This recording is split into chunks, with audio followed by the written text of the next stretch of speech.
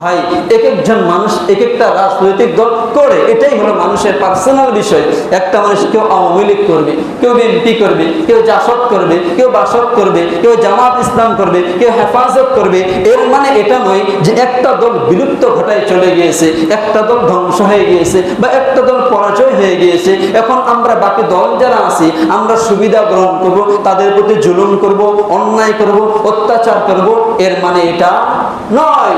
যখন রাসূল মক্কাকে জয় করেছেন, রাসূল এক বাক্যে তখন মক্কার ছাদের উপরে গিয়ে সকল মক্কাবাসীকে ডাক দিয়ে বলতেছে, কাফের মুশরিকদেরকে, যে দেখো আমাকে সব সময় তোমরা জুলুম করেছো, আমার সাহাবীদের প্রতি জুলুম করেছো, আমার সাহাবীকে অন্যায়ভাবে তোমরা মেরেছো, হত্যা করেছো, আমাকেও মেরেছো। তবে শোনো, আজকে মক্কা জয় হয়ে গিয়েছে, আমি আর তোমাদের প্রতি কোনোদিন জুলুম তো করেই নাই, আজও তোমাদের প্রতি কোনো জুলুম করা হবে না, আমার সাহাবীও জুলুম করবে না, তোমাদের সকলকে ঢালাওকে আমভাবে তোমাদেরকে ক্ষমা করে দাও।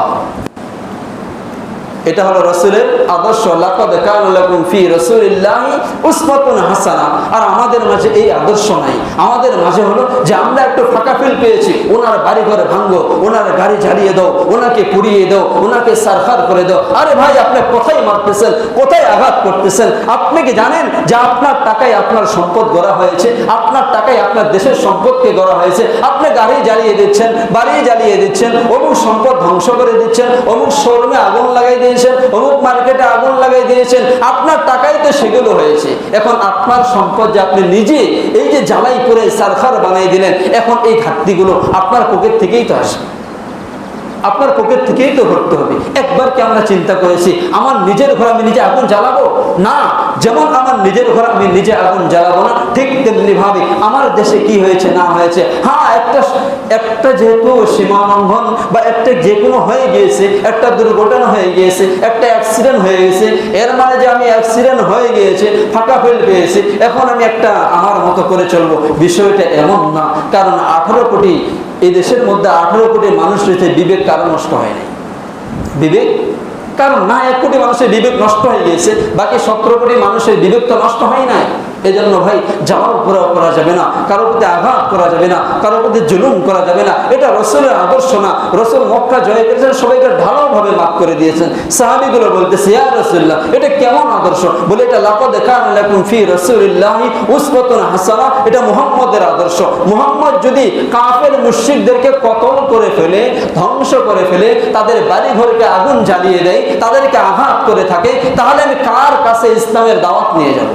তুমি তো সাহাবী, তুমি তো ইসলাম ধর্ম গ্রহণ করেছো, তুমি তো কোরআনের পথে চলে এসেছো, তুমি তো সবসময় আমাকে অনুসরণ করতেই আসো, তুমি তো আল্লাহকে সবসময় ডাকতেই আসো। কিন্তু ও তো কাফের, ও তো মুশরিক, ও তো জাহান্নামের দিকে যাচ্ছে। আর আমার কাজেই হলো কাফের মুশরিক বেঈমানদের মাঝে গিয়ে ইসলামের দাওয়াত দেওয়া, ইসলামের দাওয়াত পৌঁছে দাও, ইসলামের দিকে মানুষকে ডাকা, শান্তির বার্তা তাদেরকে দাও। এখন আমি যদি তাদেরকে ধ্বংস করে দিই, তাদেরকে নিভিয়ে দিই, তাদের বাড়ি ঘরকে আগুন জ্বালিয়ে দিই, তাদেরকে তিলে তিলে ধ্বংস করে দিই, আমি মুহাম্মদ তাহলে এসে দুনিয়ার জমিনে কি করবো? আমার কাজ কি? আমার কাজ কি? কাফের মুশরিক বেঈমানের মাঝে আমার দাওয়াত নেওয়াই তো হলো কাজ, তাদেরকে ইসলামের দিকে ডাকাই তো হলো আমার কাজ, মুহাম্মদের আদর্শের দিকে ডাকাই তো হলো আমার কাজ। কিন্তু আমাদেরটা ভাই, প্রতিহিংসা জিনিসটা বাদ দিতে হবে, প্রতিহিংসা জিনিস বাদ দিতে হবে। আপনার বাসায় যদি 4টা ছেলে থাকে, একটা ছেলে যদি সীমা লঙ্ঘন করে, তারে আপনি শায়েস্তা করার জন্য যত কিছু ইমান দরকার আপনি সবকিছুই গ্রহণ করতেছেন। এর মানে এটা নয় যে 4টা ছেলেকে আপনি কোপাবেন বা মারবেন বা শায়েস্তা করবেন, এটা নাকি? না, এটা না। এজন্য আমাদের মাঝে পরস্পরের মাঝে মিল মোহাম্মত ভালোবাসা থাকতেই হবে। ভাই, তদানীন সময়ে যারা আজকাল ছিলেন তারাও জুলুম করেছে, কিন্তু জুলুম করেছে, দেশ সাথে তারাও পালিয়েছে, এমনকি আল্লাহ গজব দিয়েও ধ্বংস করেছে। এর মানে এটা নয় যে তারাই কোপাকুপি এই সেই করেছে, বিষয়গুলো এমনটা না। কিন্তু আজ আমরা কেউ কারো নিরাপত্তা নেই। একটা মানুষ সারা জীবন আওয়ামী লীগ করে আসছে, এখন সে বাজার ঘাটে সব জায়গায় যাইতে পারতেছে, তার ভয় যে বিএনপিওয়ালা, জামাত শিবির, অন্যান্য ভিন্ন ভিন্ন যত দল রয়েছে, আমার মনে হয় আমাকে কুপিয়ে ফেলবে। ওনার ভয় তো এটাই কাজ করবে, কারণ এটা তো পার্সোনাল বিষয়। ভাই, এক একজন মানুষ এক একটা দল করবে, এটা তার পার্সোনাল বিষয়। এখন তার দল হতে পারে কোনো কারণবশত সে একটু নিচু হয়ে গিয়েছে, বা তার থেকে ক্ষমতা হারিয়ে গিয়েছে, বা সে একটু নর্মাল হয়ে গিয়েছে। এখন আমরা যদি ভাবি এই বেটা নর্মাল হয়েছে, সারা জীবন জ্বালাইছে, মার সারারে, ওর ঘর বাড়ি যা আছে আগুন লাগাই দাও, ওর বাড়ি গাড়ি সব আগুন লাগাই দাও, যদি আপনি এটা লাগান আপনার দেশের প্রতি, আপনি সবচাইতে বড় আপনার স্বৈরাচার নিজেই। কারণ আপনি দেশের সম্পদ নিজে জ্বালিয়ে করে ছাই করে দিচ্ছেন, অথচ আপনি আপনার আমার পকেটের টাকাই দিয়ে সেগুলো করা হয়েছে। এখন এই যে আমরা যতই কিছু ক্ষতি না করি, যে ঘাটতিটা আসবে এটা আপনার আমার গা থেকে আবার নেবে। এই জন্য আমরা সতর্ক থাকবো যেন আমাদের মাঝে কেউ হাঙ্গা তাঙ্গা না করতে পারে। সব মানুষ যেভাবে আমরা আগে বসবাস করেছি স্বাধীনভাবে, ঠিক সেভাবে আমরা স্বাধীনভাবে বসবাস করব। আমাদের মাঝে মারামারি, হানাহানি, কাটাকাটি, রক্তপাত এগুলো করা যাবে না। এগুলো মুহাম্মদের আদর্শ না, এগুলো হলো ফেরাউনের আদর্শ, নমরুদের আদর্শ, হামানের আদর্শ, কারুনের আদর্শ, আবু জেহেলের আদর্শ। এগুলো কখনো মুহাম্মদের আদর্শ হতে পারে না। সুতরাং আপনি আমি মুসলমান, আমি ইসলাম ধর্ম গ্রহণ করেছি, কালেমার পতাকার মধ্যে এসেছি, আপনার আমার হাতে কোরআন, গলায় আমরা কালেমার মালা পড়েছি। সুতরাং আপনার আমার মাঝে আদর্শ থাকবে মুহাম্মদের মতো।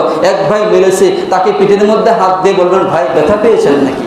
আপনার এই আদর্শগুলো যে দেখে না, আপনি লাভবান হয়ে যাবেন, আপনি ফাতহ হয়ে যাবেন, আপনি জয়ী হয়ে যাবেন। এখন আপনি যদি আরেক দলকে দুর্বল পেয়ে আঘাত করতে থাকেন, আরেক দল ভাববে কি জানেন, এটা প্লাস পয়েন্ট যারা রাজনৈতিক করেন তাদের জন্য। আপনি যদি এখন আরেক দলকে দুর্বল পেয়ে আঘাত করে থাকেন, ভিন্ন চারটা দল ভাববে কি, এই শালা তো স্বৈরাচার, এই শালা স্বৈরাচার, এখনই যা শুরু করছে, ও আসলে আরো বেশি শুরু করবে। না, আপনি যদি এটা করেন আপনি ধ্বংস হয়ে যাবেন। সুতরাং এগুলো করা যাবে না। আমরা সবাই মিলেমিশে থাকবো, কারণ দিন শেষে, রাত শেষে আমরাই। আমরা যেটা হাঙ্গা তাঙ্গা মারামারি করি, অন্য মানুষগুলো হাসবে, এগুলো করা যাবে না। আল্লাহ তাআলা আপনাকে আমাকে সকলকে কথাগুলোর প্রতি আমল করার তৌফিক দান করুন। আসসালামু আলাইকুম ওয়া রাহমাতুল্লাহ।